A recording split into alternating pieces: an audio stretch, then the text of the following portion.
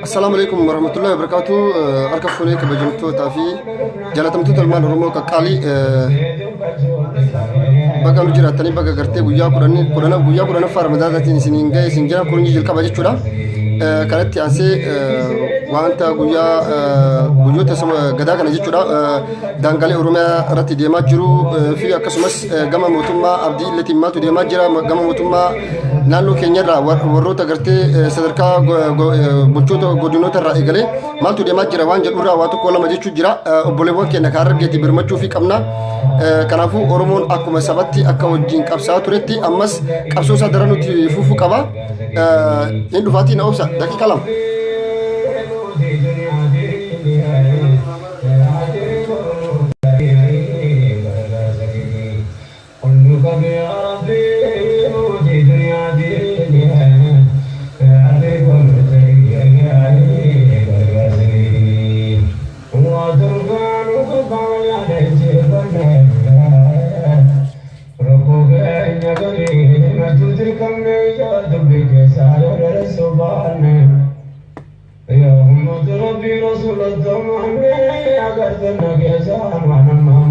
Duga sanyi ilman oromo irratti raawwatu ajjechaan ilman oromo irratti raawwatu guyyama inni dhaabatee guyyaa tokko oromoon hafuura baafatetu nu achisaa jira. Kanaafuu shirri oromo irratti deemaa jiru maal fakkaata ka jiru raawwatu tokko lama sadi jechuu barbaada walumaa galatti gabaabumatti jechuu. Jarratu kurcina beragahu genye takamani balantas kapai genye ababu akakun godaru genye firmana ambiyo mahata kumanunge harka fuunee kabajamtoota fi jaalatamtoota qaqqaalii ilmaan oromoo sadarkaa idil addunyaatti argamtan nageenyi kenna oowwan iddoo isin jirtanitti isin haadha qabu isin jenna kuma beeytanga boleewwan kenna gursumii fi cinaaksan akkasumas walloo keessatti kamisee dhalatoota oromoo kan naannoo amaaraa jalatti bulan ilmaa walloo jechuudha gama affaariin reebichi garagaraa irratti godhamaa jira rasaasa BM fi rasaasa guguddaadhaan dishqaafaan dhahamaa jiran rukutamaa jiran manneen oromoo kumaatammoota lakkaa'amu mancaa jira qabeenya oromoodha oromoon ajjeefamaa jira oromoon kan ajjeefamaa jiru ammoo Generaaltota TPLF fi ajaja Liyu Police abdiileedhaan hoogganamu jechuudha. Kana ammootinuu mootummaan Itoophiyaa mootummaan federaalawaa Itoophiyaa fi akkasumas mootummaan naannoo Oromiyaadhaa dhibbaan dhibbatti quba qaban beekaa callisan. Akkasumas miidiyaan OBN fi warroonni itti gaafatamaa waajjira kominikeeshinii mootummaa naannoo Oromiyaadhaa Harargee Bahaadhaa warroonni bulchitoota gartee Harargee Bahaa jiran hundi isaanii haga ilmaan oromoo du'anii hunda beekatuma callisanii ittuma laalaa jiran jechuudha. Ilmaan oromoo miiliyoonota lakkaa'aman buqqa'an hayyee usne callifne hardhallee garagaran yeroo nurratti duulan mootummaan oromiyaadhaa maal dalaga. Nuti ka jechaa jirru mootummaan oromiyaadhaa abdii illeen haaloluu miti. Akkuma abdii illeen uummata isaa hidhachiisatti ummata kenna lammii kenna ilmaan oromoo dhalattoota daangarra qubatan horsiisee bultoota oromoodhaa mootummaan oromiyaadhaa hidhachiisuu sila dirqama qabu ture ummanni kenna ofirraa akkatti qolatu beeka ganama kana hundi keessa yoo ka agartan taatan OMN irratti yoo dhageettan taatan daarektarri raadiyoo daandii haqaatii fi akkasumas gaazexeessaan Hamzaa Booranaa bal'inaan keessa seenee diippilii jechuu ibsaa ture wantoota naannoo sanitti ta'an hunda gaafiin ummataa maal akka ta'e ummanni kenna rasaasan qabu kilaashiin qabu kilaashii tokko qabatee xiyyiitii lamaa sadii qofa keessaa qababa. Kanaafuu mootummaan oromiyaadhaa lammii kenna ka daangarra jiru yoo hidhachiise qofa of kabachiisuu dandeenya jechuudha. Wanni asii siyaasan ummata sobaa asii waan godhan tokko hin jiru jechuudha. Akkuma beekamu yeroo gabaabaa jechuudha. Pirezidaantiin mootummaa naannoo oromiyaatii fi piraayim ministeeriin yookaan muummichi ministeeraa Itoophiyaadhaa Dr. Abiy Ahmad jijjigaa dhaquudhaan abdiillee wajjin akka waan araara buusanitti harka wal qabatanii wal faarsaa fi waliin dibbeedhaa turan hundi kennanii beena jechuudha. Osoo kun ta'aa jiru ilmaan oromoodhaa mooyyala irratti gaafa inni abiyyifaan jijjiga jiran ilmaan oromoo booranaa reebamaa turan guyyama san. Abiyyifaan yeroo baalee bu'an godina baalee magaalaa roobee yeroo bu'an madda walaabuu weeraramaa turte tarkaanfii irra fudhachaa turan ummanni sun ummata hidhate ummanni keenya rasaasa xiyyiitii lamii qabuun ofirraa qolachaa jira kanayyuu. Kanaaf Oromoo karagaa argattu Oromiyaa fi Oromoo karagaa argattu yoo sirni kun jijjiirame qofa kana dhibbaan dhibbatti hubadhaa. Nuti teessoon yookaan masaraa mootummaa keessa taa'uun nuuf bu'aan qabu yoo ka ajjeechaa reebicha dararaa dhiittaa mirga dhala namaa saba keenyarraa kadhaabuu danda'u hin taane jechuudha. Wanni nu godhu tokkollee hin jiru jechuudha. Hundi keessan akkuma beektan ilmaan Oromoodhaa. Oromoon ka bilisoomuu dandeettu yoo saba keenyaaf lammii keenyaaf vaaluu ka kennu nu taate qofa. Yoo lubbuun ilma Oromoo tokko yoo kan yaachisu taate qofa. Nuti ilmaan Oromoodhaaf kabaja lubbuudhaa yoo kennine qofa bilisummaa keenya argachuu dandeenya, birbidummaa keenya argachuu dandeenya, mirga abbaa biyyummaa dhuunfachuu dandeenya, diina ofirraa qolachuu dandeenya. Har'a warroota hattoota mana dhaati hiiknee jirra jedhan warroota gartee Itoophiyaa Customs Revenue Customs Authority sadarkaa federaalatti warroota wanni gumruu irra dalagan hattoota warroota ticamaallaqan hattummaa fi kiraay sabsaabummaadhaan warroota laaqatan gadhiisanii warroota siyaasaa namoota lamaa sadii keessaa gadhiisanii gaafii uummataa deebisaa jirra jedhan. Nutiif arra namni miiliyoonni takka hidhaa keessaa bahuu mannaa lubbuun ilma Oromoo tokko nu yaachisuu qaba. Namni kumni tokko kumni kudhan kumni 20 mana hidhaa keessaa nu bahuu caala lubbuu ilma Oromoo tokko dandamachiisutu nu caala. Yoo ka kana hin goone taate bilisummaan hin jirtu. Biyyoota weestarni yookaan biyyoota lixaa warroota guddatan laala. Biyyoonni guddatan warroonni weestarni akkamii guddatan. Ameerikaas fudhadhaa biyyoota Awurooppaa garaagaraa kana fudhadhaa. Lammii jaraa tokkoof hagam takka akka dhukkubsatan hagam takka akka hadootan namni jaraa tokko yoo waa ta'u takka du'u taate alaabaan gabbu'ee biyyattiin guutuun gadda ibsatti mootummaan gabbee dubbataa jechuudha. Namni jaraa tokko yoo irraa hidhamu taate biyya ambaa dhaqe turistii yoo ta'ee hidhame irraa hidhame biyya ambaa kabaja haga akka hin taanetti haga lammii kennaaf hadooddiin qaadii haga lammii kennaaf laalaan qabannetti haga lammii kennaaf hin birmannetti haga lammii kennaaf wal bira dhaabbannetti bilisummaan dhufte tokkollee hin jiru jechuudha. Kanaaf Oromoo kana gaargatu Oromoo ka bilisummaa isaatii fi mirga abbaa biyyummaa isaa gonfatu yoo ka sirni kun jijjiirame ta'e qofa kana dhibbaan dhibbatti fudhadha. Wanni an fakkeenyaaf warroonni hedduun namoonni hedduun hin jirtan tiim lammaa tifoozoo opiidiyoo tifoozoo abiyyi tifoozoo leencoo lataan dhufa tifoozoo baqqala garbaafaan dhufan tifoozoo warroota bololan kunniin bololoota ejjennoo qabaadhaa. Ejjennoo qabdan irratti murannoo fi kutannoo qabaadhaati waan dhugaadhaan deemu jalatti masakama nama si faarsuudhaaf hin jarjariin faarsuudhaaf hin deemin. Nuti lammiin nurraa dhumaa jira dhiigan nu jigaa jira dhiigan nu danfaa jira lammii keenyatu buqaamaa jira lafa nurraa saamamaa jira qabeenya isaa manatu irra gubataa jira. Uummata keenya kana haga hin gargaarretti haga cinaan dhaabbannetti bilisummaan nu argannu tokko hin jiru jechuudha. Kanaaf lammii keenya obboleewwan keenya walloo keessatti waan ta'aa jiran agartanii jirtan kamisee fi baatetti jechuudha. Uummata affaariin reebamaa jiran rasaasa guguddaadhaan dhahamaa jiran kana mootummaan federaalaa waraanni ittisa biyyaadhaa sirriitti beeka. Isaan kana jidduu maaseenee waan kana qabbaneessin maaliif rakkoo tana hin furre? Rakkoon daangaa Harargee fi Sumaalee jidduu jirtu akka laayyootti hin furamtu ajjeechaaf reebichillee akka laayyootti dhaabbatu. Baroota darban amata 27 dabran kana Baalee keessa Booranaa fi akkasumas Harargee keessa gara mi'eessootiinis haa ta'uuti yeroo garaagaraa tarkaanfii garaagaraa ni fudhatama. Yeroo garaagaratti walitti bu'iinsi ni jiraata. Lagarratti obaasuu haa ta'uuti dheechisa lafarratti haa ta'uuti wantoota garaagaratti rakkoo daangaa kana amata 27 darban guyyaa tokko nagaa argatee hin beeku walitti bu'iinsi bifa adda addaatiin haala adda addaatiin numa jiraata. Kanaafuu ilmaan Oromoodhaa obboleewwan keenya kana rakkoon isaanii kan furamuu danda'u yoo mootummaan Oromiyaadhaa mootummaan federaalaa Oromoo fi Oromiyaan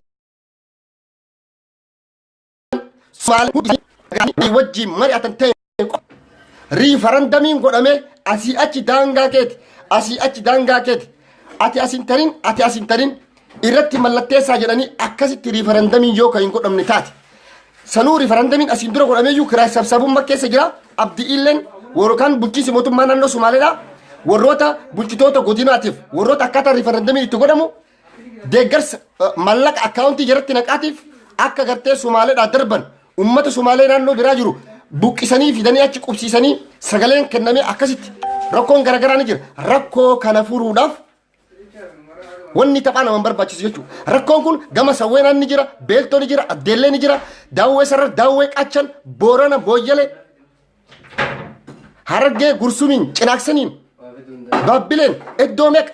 Sumaaleen bar ummata kireesiidha, ummata maraatadha. Nama bar shaashammanne kenna jedhu bar haga shaashammanne haga awaashitti kenna yaa. Ummata akkanaati bar. Ummata diqqollee saalfii fi qaanyii hin qabne. Oromoon daangaa namaa hin barbaadu. Oromoon lafa namaa hin barbaadu. Oromoon loon gaala namaa hin barbaadu. Oromoon ka isa irratti garuu abbaa ta'uu beeka. Abbaa ta'uu barbaada. Oromoon lafa isaa ammoo lafa isaatiin hin qoosu Oromoon. Lafaan qoosu hin beeku Oromoon. Qabeenya isaatiin qoosu hin beeku Oromoon.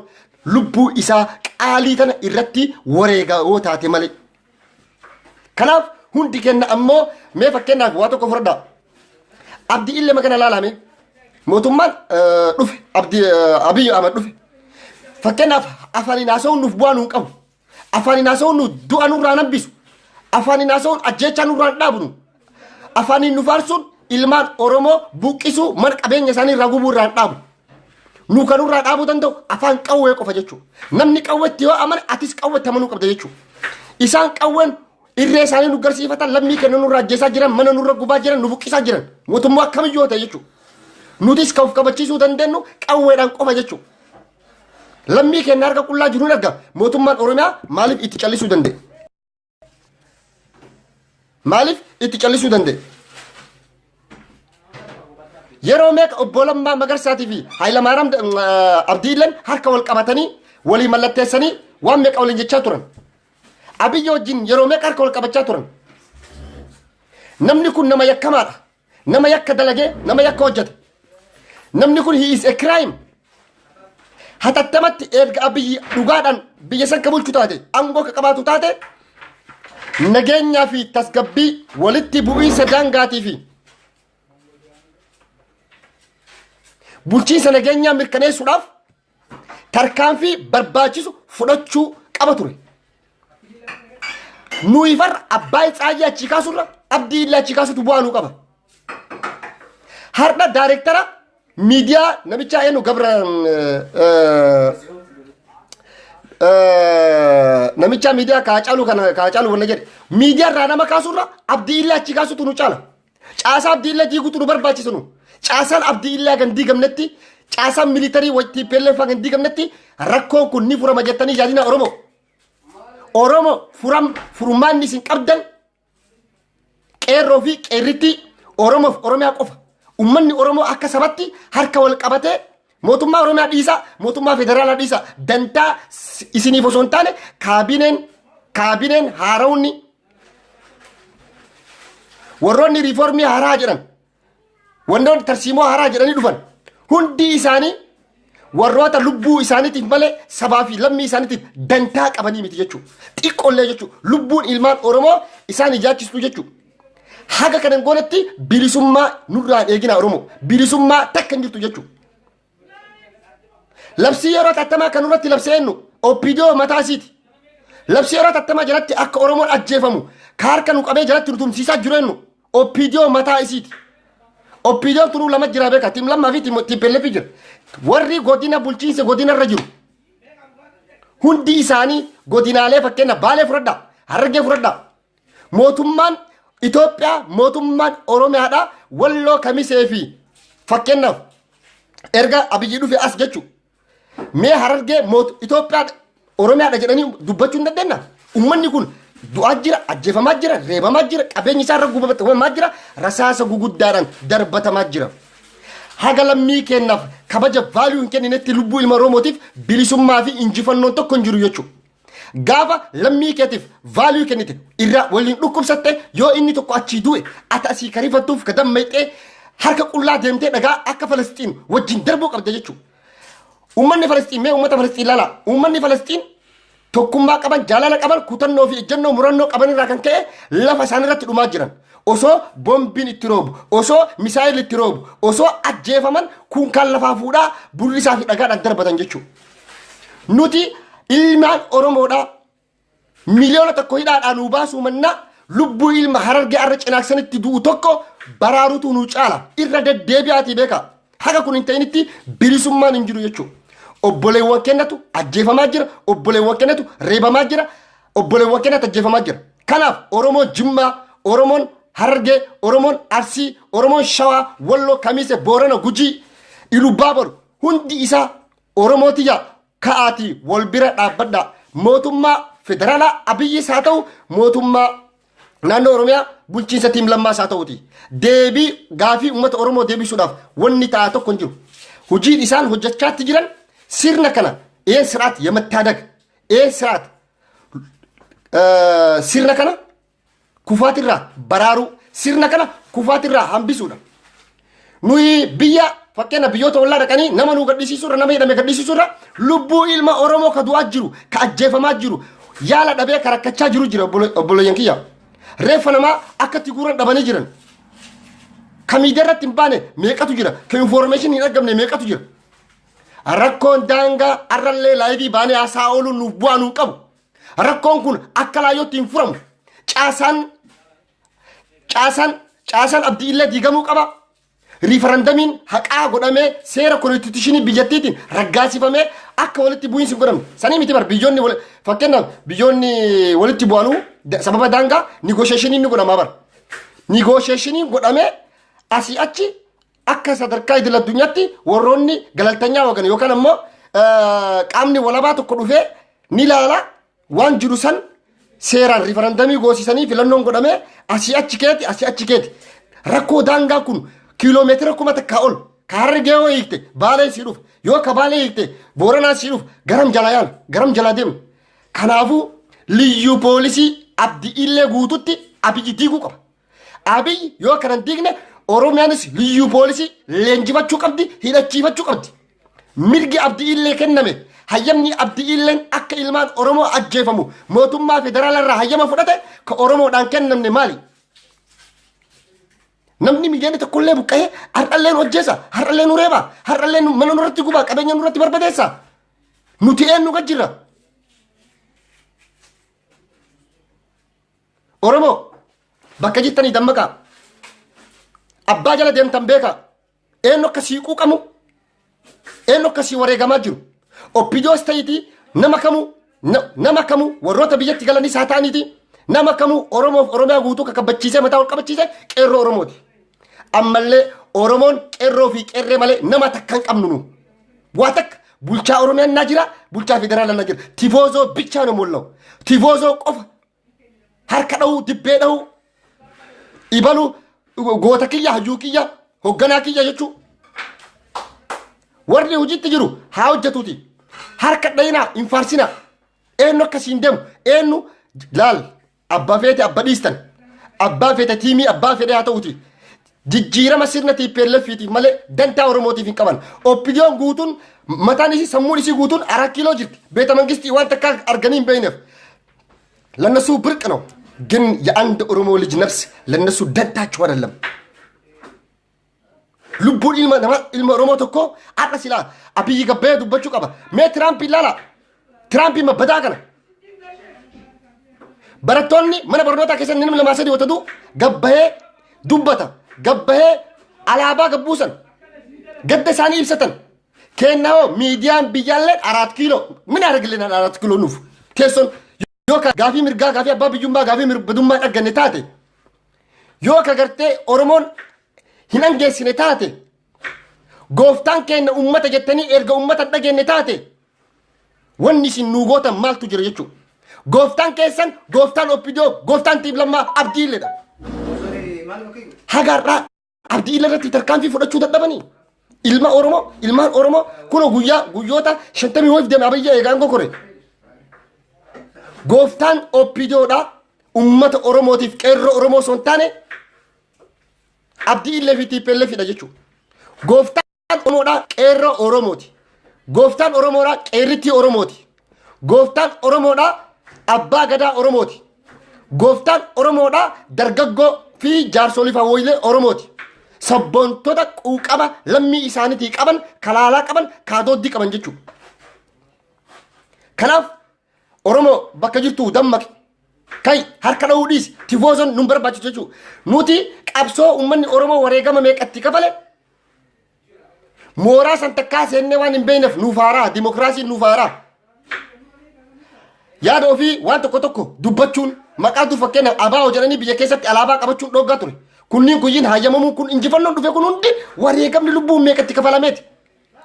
Injifannoo sirna jijjiirraa irra ga'ee kana ummata Oromoo irraa fuudhanii mooraa 4 kiiloo seenna jedhanii abbaa argan faarsanii gaafii ummata Oromoo deebisuu dhiisanii labsii yeroo tattamaan irraa kaasuu dhiisanii warroota hidhaman meeqatu jira warroota yakka dalagan meeqatu jira aangoo irraa kaasuurra abbaa Isaayyaa aangoo irraa kaasuurra nu abdii illee aangoo irraa kaasutu har'a nuuf bu'aa nuuf qaba jechuudha.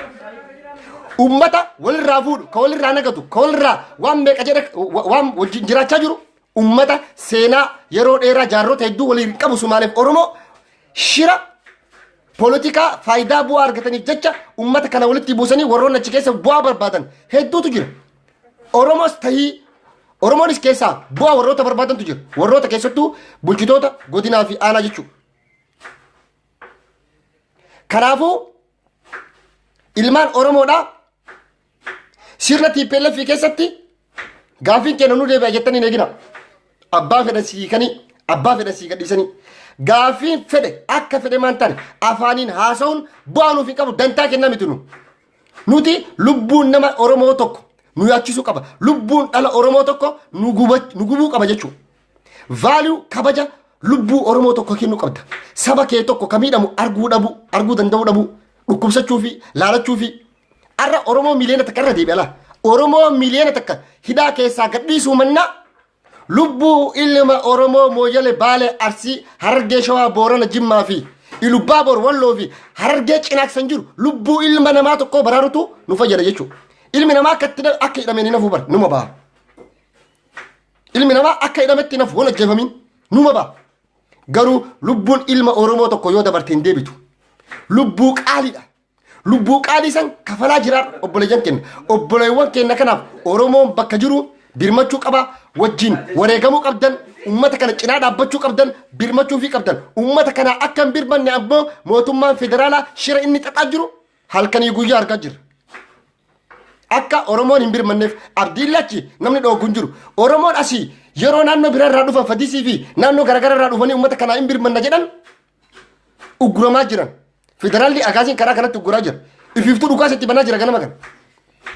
Kanaafuu nuti Oromoon ka angoomuu danda'u Oromoon deebii isaa gaafii isaa ka deebi'uu fi danda'u injifannoo gonfachuu fi birbatummaa bilisummaa isaa arguu ka danda'u yoo sirni TPLF jijjiirame qofa. Kun kaayoo Sa'ad Ismail arguuf teessan. Filannoon dimokiraatawaa biyya san keessatti dhufa hin dhufu. Gaafiin uummata Oromoo deebi'uudhaaf ta'a hin ta'u. Gaafiin tokkoffaan gaafii daangati. Gaafii lafaati Oromoo bamareet qalda ayaa qabna. Yallam qaldiin hin jiru. Lafaan taphni hin jiru jechuudha. Lafti teenna lafee teenna. Cinaaksan cinaacha keenna jennee wajjin kaanee falmachuu qabna uummata kana cinaa dhaabbachuu qabna. Bakka jirtanii sagalee uummata keessanii ta'a. Gartanii sirna mootummaa amma jijjiirame kana yoo dhiibbaa sin irratti hin goone yoo qaatti harka marattee teettee suma faarsitu taate isaa 24 hojiin hojjetuun dhaabata jechuudha nadaajii fixate jechuudha. Kanaafuu isa cinaa uummata keessan cinaa dhaabbadhaa wal gargaaraa walii hadoodaa walii dhukkubsadhaa vaalii walii kennaa galatooma ulfaadhaa wayyamaa hakanuma jechuudha. Opiidiyoo maqaa faarsaa hin oolinaa Oromoo. Opiidiyoo maqaa faarsaa hin oolinaa Opiidiyoon dalagatti hin jirtu. Oromoo kiyya jabaadhaa uummanni cinaaksan dhumaa jira. Uummanni keenya kabaalee dhumaa jira. Jabaadhaa isin jechuuf jalsaat galatooma. Kanaafiyyuu hundi keessan akkuma beektan jechuudha lammiin keenya dhumaa jira nurraa ajjeefamaa jira. Nuti kabaja lammii keenya kennuu qabna vaalii lubbuu Oromootii kennuu qabna kanarratti hojjechuu qabna galatooma ulfaadhaa naaf jiradhaa yaa ilmaan Oromoo yaa ilmaan ayyaa.